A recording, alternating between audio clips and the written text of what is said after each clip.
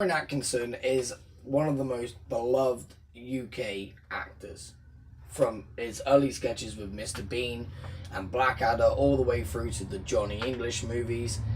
Just a very, very funny, very smart, incredible actor that many new actors have indeed based their careers and their role upon.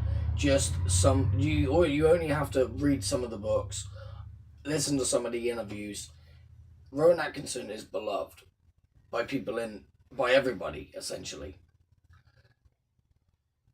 and he hit where we're going in the woke culture right on the head like a hammer hitting a nail.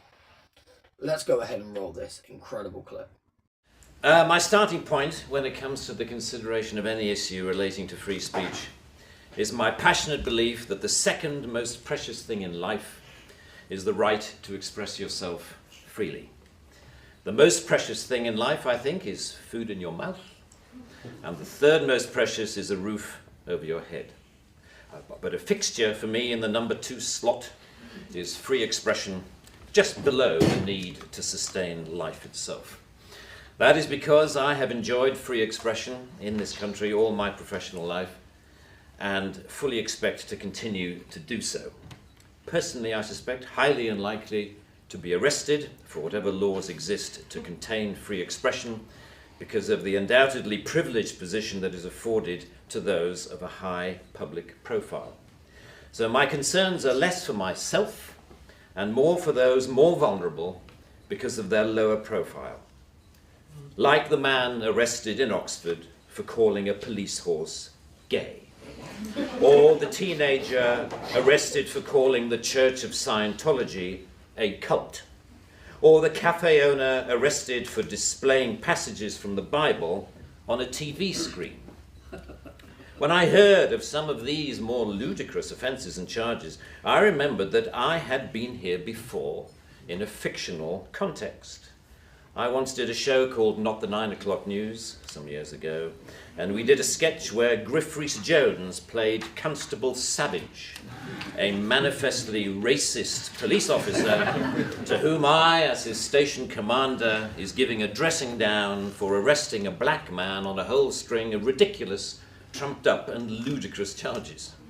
The charges for which Constable Savage arrested Mr. Winston Kadogo of 55 Mercer Road were these: walking on the cracks in the pavement, walking in a loud shirt in a built-up area during the hours of darkness, and one of my favourites, walking around all over the place.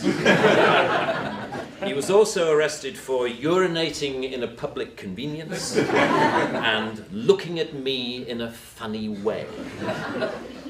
Who would have thought that we would end up with a law that would allow life to imitate art so exactly? I read somewhere a defender of the status quo claiming that the fact that the gay horse case was dropped after the arrested man refused to pay the fine, and that the Scientology case was also dropped at some point during the court process, was proof that the law was working well, ignoring the fact that the only reason these cases were dropped was because of the publicity that they had attracted.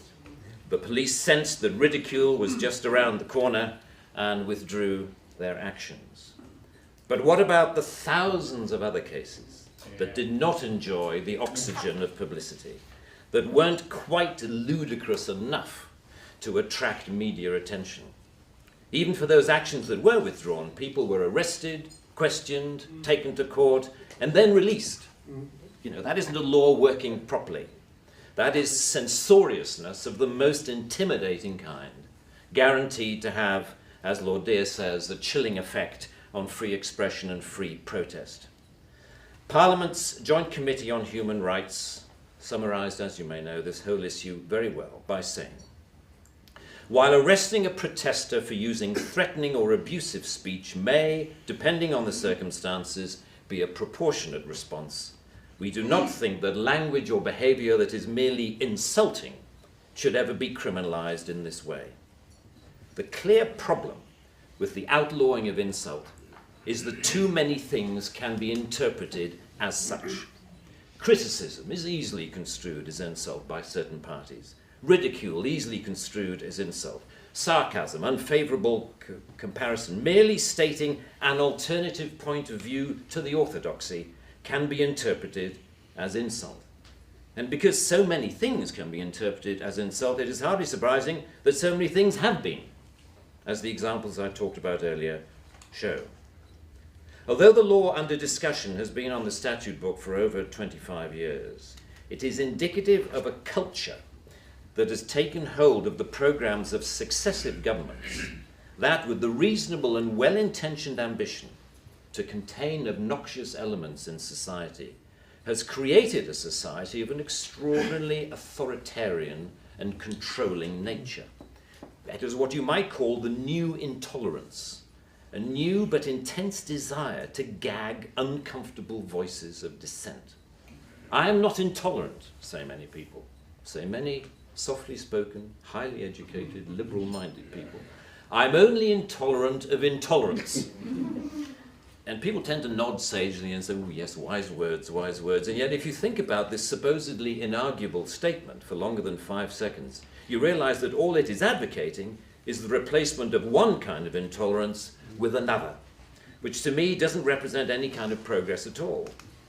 Underlying prejudices, injustices, or resentments are not addressed by arresting people.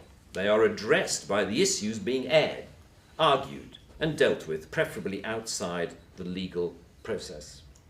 For me, the best way to increase society's resistance to insulting or offensive speech is to allow a lot more of it. As with childhood diseases, you can better resist those germs to which you have been exposed. We need to build our immunity to taking offence so that we can deal with the issues that perfectly justified criticism can raise. Our priority should be to deal with the message, not the messenger. As President Obama said in an address to the United Nations only a month or so ago, laudable efforts to restrict speech can become a tool to silence critics or oppress minorities. The strongest weapon against hateful speech is not repression, it is more speech. And that's the essence of my thesis, more speech. If we want a robust society, we need more robust dialogue, and that must include the right to insult or to offend. And even if, as Lord Dear says, the freedom to be inoffensive is no freedom at all. The repeal of this word in this clause will be only a small step, but it will, I hope, be a critical one in what should be a longer-term project to pause and slowly rewind a creeping culture of censoriousness. It is a small skirmish in the battle, in my opinion, to deal with what Sir Salman Rushdie refers to as the outrage industry.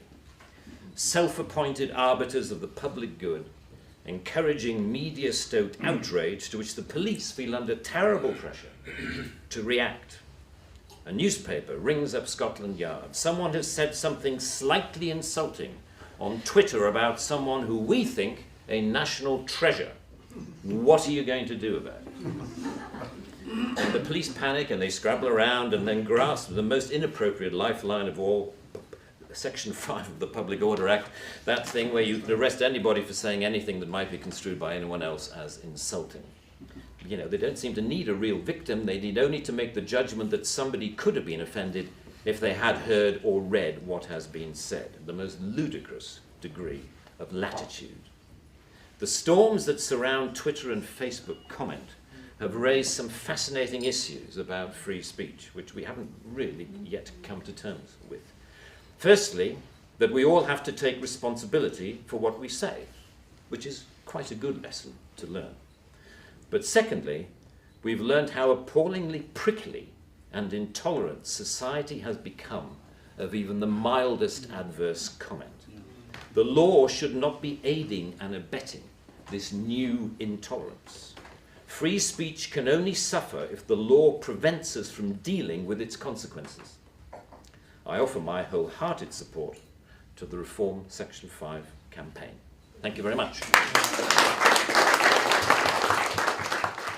For more great content, like, subscribe and hit the notification bell.